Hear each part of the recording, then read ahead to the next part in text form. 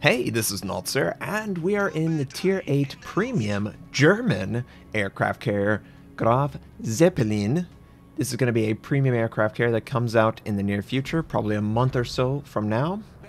What are we going to get when it does eventually come out, at least baseline? Obviously, everything is subject to change, it's work in progress, but what they're targeting right now is a 5-squadron loadout, 2 fighters, 3 torpedo bombers. You can't change the loadout. That is the only loadout currently that's in the game for it. And the 2 fighter squadrons have 4 aircraft by default, torpedo 5. I am running air superiority. I figured, yeah, concealment's good, but air superiority helps me moment-to-moment combat, like hunting down Enterprise aircraft carrier squadrons. Now, along with this loadout, you will probably recognize that premium aircraft carriers have a unique drop pattern, right? There's never a simple solution to this. So what is the drop pattern for the German? It is... the best way I could describe it is it's like a directional pad. You've got the 4 points on the directional pad, and then you have a 5th point in the direct center, and that's what the drop pattern looks like. Whenever you are aligned to drop on a target, it's going to have a forward torpedo, 3 intermediate torpedo, and then 1 back torpedo. And what that ends up having is, if you drop it correctly, you can probably get 6 torpedoes, maybe even higher with your 3 squadrons. I consistently do pretty high damage per drop, and the Stukas, yeah, I know. Apparently, Germany developed Stukas for this particular ship to take off and land on it, so it's not completely unreasonable, but to have a Stuka squadron of 5 kinda is.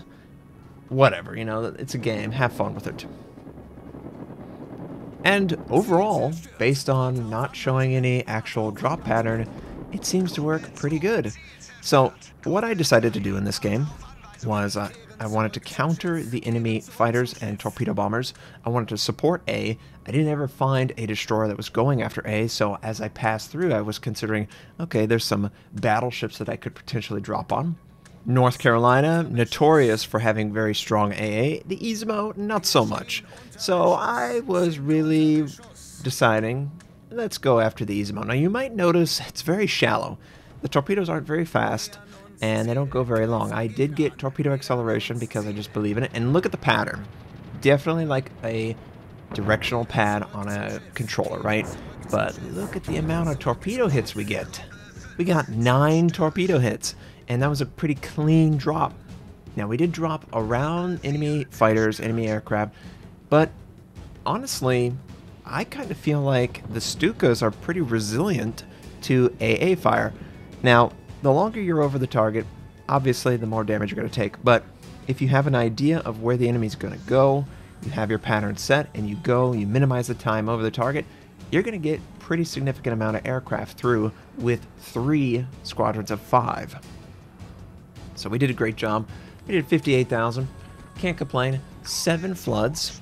So it is very rare, in my opinion, and I asked my chat, to never not have a flood on the target if I commit all 3. Clearly you don't have to commit all 3, but if you're going after a big battleship, why not commit all 3? So you might be asking, well, Notser, it sounds pretty good. And I would tell you, yes, it is pretty good. I honestly think this is one of the stronger premium aircraft carriers. Maybe the Saipan is a little bit better, just because it can cheese the crap out of the strafe-away stuff, and I don't want to get into that, but I think that's completely broken, that particular aspect of it. As far as it is in a Tier 8 match, it's very competitive, very competitive. I have had fantastic success with it, very consistent success with it. The drop pattern isn't too odd to use. The one thing I would say is it's slightly difficult to hit a destroyer with your standard drop. Because of the directional pad drop pattern they chose, there's a lot of time where the torpedo isn't close enough to immediately punish a destroyer, and they could theoretically angle to avoid any torpedo that's coming towards it because they don't move that quick. I think it's like 35 knots, maybe. It's very slow, so you need to drop as close to the target as you possibly can, while obviously allowing the torpedoes to activate. In a later game, I had a situation where I was trying to defend a capture point, send my drop pattern on, and I didn't have a long time to set the drop up. I basically flew up to the side of him and had to kill him very quickly. But I was able to absolutely fly up next to him, set the pattern, drop it quickly, and it activated in a time that I would expect other aircraft carriers to not activate. So, for example, your standard Lexington at this tier would probably have to drop a little bit further away in order for your torpedoes to activate. And you notice that the more time that you are spending waiting on the torpedo activation, the more a destroyer or something that has very nimbleness to their ship can get inside of it and take a deactivated torpedo, and it does 0 damage, of course. So I actually have really enjoyed it. It looks stunning. I love the camouflage pattern. I love the way the ship looks. Here's a good example. Okay, we're going to go after the Shimakaze. Now, if you look at the Shimakaze, I could drop before he gets to the island, but I'm trying to sort of bait him to make a mistake. And it does feel like he's going to maybe react incorrectly, and yep. Look at what he's doing. He's going to run right into the island. I'm going to spread them all out, try and get some hits. And, of course, we were under the defensive fire of, I believe, maybe the Benson, maybe the cruiser that's right next to him. Either way, you're able to take that guy out and force him into pulling a Notser. Running into an island is a bad thing. Even though I do it almost every game, it's a really bad thing to do. And we're going to go rearm again. And the rearm cycle is somewhere between the Japanese and the Americans. And it honestly is maybe perfect. The Americans feel just a little bit too long, right? You'll play the American and it's like, okay, come on, let's go, rearm. You'll play the Japanese and you're like, man, this is great, but if I had one more torpedo, maybe I could do a little bit more damage. That's where this German fits. Is this some sort of hint to a possible German aircraft carrier line? I wouldn't go that far. I'll just say that this is a great way to sell this ship. It's one of the few German aircraft carriers that did exist in some format. Whether it was actually used is completely different. And the team's doing okay. Unfortunately, there is something capturing A. Now, we see the Benson, and we see the Fletcher. The last known position on the Fletcher is south of B. Nobody else is being detected. I'm going to take my fighters after really dominating the Enterprise. And the Enterprise is, it's a tier 7 aircraft. They do probably have the extra health module that you can equip, but even still, I have found that most Enterprise captains are not as comfortable with aircraft carriers as the average aircraft carrier captain, and that's what it felt like. It felt like he was not capable of being as precise as he needed to be to do the strafing and the anti-strafing that is so prevalent at high tier. I've played another game with an Enterprise guy, and he smoked my butt. He did so much better than me at dealing with the fighters. Now, I didn't feel like it was a weakness of the ship. I felt like it was a weakness of the player at that point. So we spotted the Fletcher, forced him to use smoke. I'm going to bring my torpedoes over, and then I'm going to relocate my fighter to try and scout out the Benson. And that's a good thing to do just in general as an aircraft carrier. You don't need to have every aircraft over an area detecting. And I do believe it's more important to detect a destroyer that's potentially capturing or trying to escape than to maybe attack a dive bomber or just be in an irrelevant location.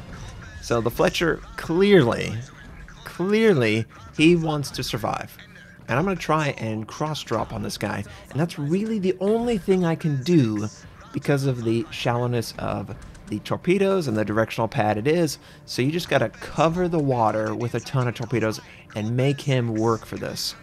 So we sort of squish him, and then right on his flank, there was just torpedoes everywhere. It's not as simple as it would be normally. Let's face it, sometimes you just need to drop right on top of him. You can't avoid it at all.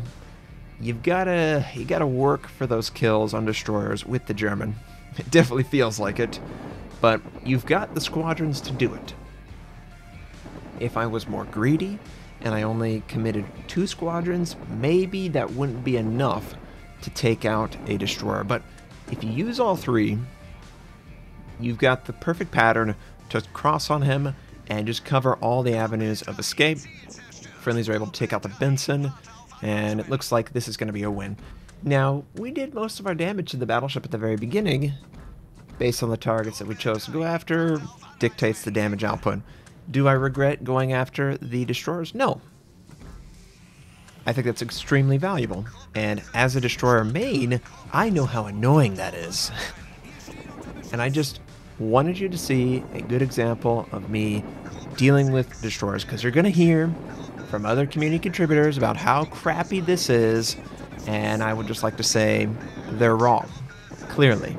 I don't know on what planet having 3 torpedo squadrons of 5 aircraft each is bad. I don't feel like they die quickly. Everything dies quickly to an American battleship. So they're right in the wheelhouse of being balanced. Is the drop pattern not as useful as others? I think that's a fair point. But as long as you understand that it is a directional pattern, I think that's the best way to describe it. You have 1 pattern that is forward, 3 intermediate, and 1 in the rear. You can get a pretty high average of strikes on the enemy. Just saying. Now, the friendlies are dealing with everything. They're mopping up, and they do a good job. I think Iowa got to sit in on that guy because that was about 12,000 in 1 second. The Enterprise is the only target left.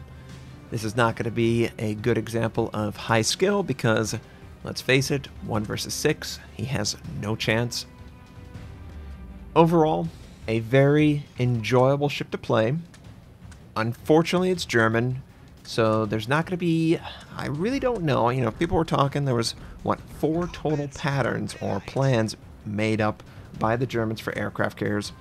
They have expanded, you know, where they could go. For example, the Hipper. The Hipper was the last cruiser they ever made. And Wargaming sort of added on the existence of the possibility of a Tier 9 and a Tier 10 from that. Could they make a full line of Germans? They could, if you just doubled up all the others.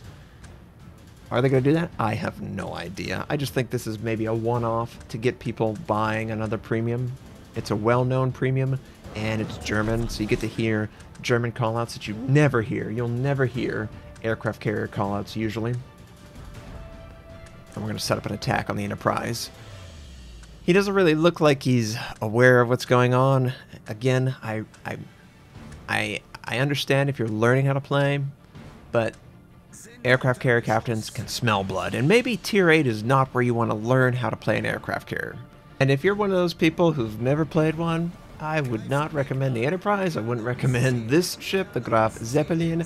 I would honestly recommend you learn how to play them, and if you enjoy the aircraft carrier, then pick it up. It's not going to make you good.